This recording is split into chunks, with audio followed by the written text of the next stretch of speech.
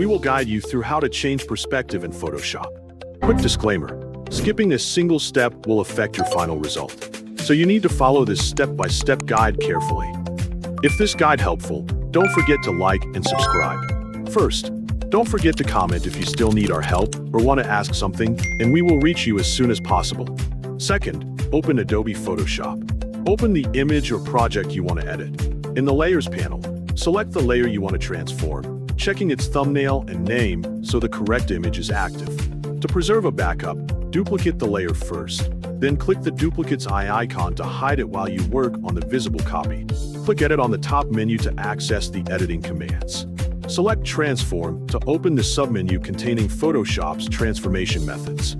Click Distort, which lets you move each corner of the selected image independently. Drag one corner handle toward the corresponding corner of the sign, wall, screen, package, or other surface where the image should appear. Adjust each remaining corner to match the surface's shape and angle, following its horizontal and vertical edges closely.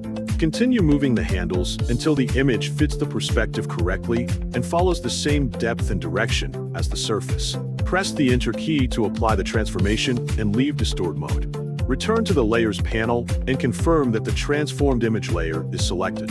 Click the Blend Mode menu near the top of the panel to view the blending options. Select Multiply so lighter areas become less visible while darker details interact with the surface below.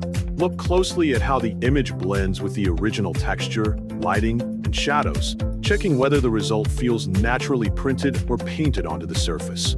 Adjust the layer opacity if needed to reduce the effect's strength and reveal more of the underlying material.